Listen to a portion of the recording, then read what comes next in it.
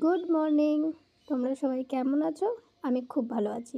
খড়কন্যা রিম্পার চ্যানেলে তোমাদের সকলের স্বাগতম। তো এটা আমি কিছুদিন আগেকার শ্যুট করা ভিডিও, এডিটিংয়ের জন্য ছাড়তে পারছিলাম না। একদিন চিকেন পকোড়া বানিয়েছিলাম বাড়িতে। আমি যেভাবে চিকেন পকোড়া বানিয়ে থাকি আমি সেটাই তোমাদেরকে দেখালাম।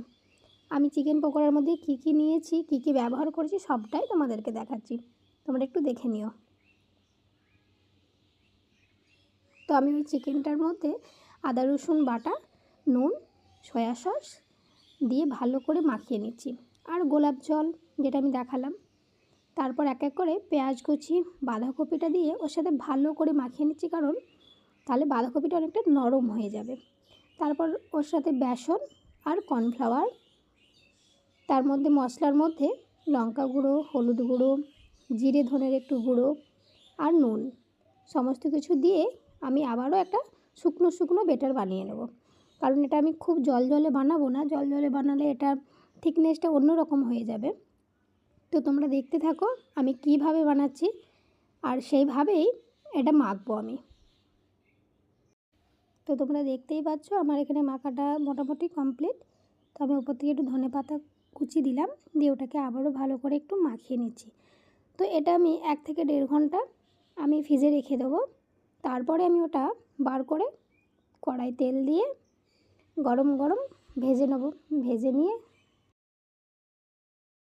কেউ বাড়িতে গেস্ট আসলে তাদেরকে টিফিন এরকম করে বানিয়ে দেওয়া যায়, চা কফির সাথে কি এমনি স্যালাড সসের সাথে, খুব ভালো লাগবে।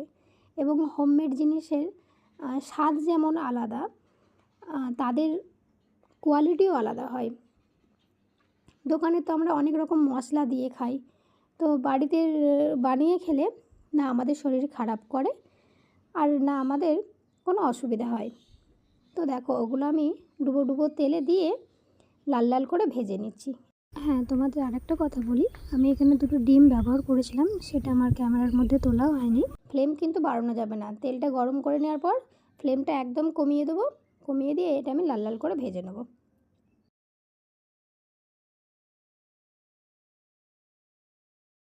আর বিশ্বাস করবে না, এত টেস্টি হয়েছিল খেতে। যেমন ক্রিস্পি হয়েছিল সেরকম টেস্টি। দেখো আমি তোমাদেরকে এটা ভেঙে দেখাচ্ছি। তো সবাই একবার বাড়িতে ট্রাই করে দেখো। আমার ভিডিও কেমন লাগলো কমেন্টে জানিও। তো আজকের মতো টাটা, দেখা হবে অন্য একটা ভিডিওতে। ততক্ষণে সবাই সুস্থ থেকো, ভালো থেকো।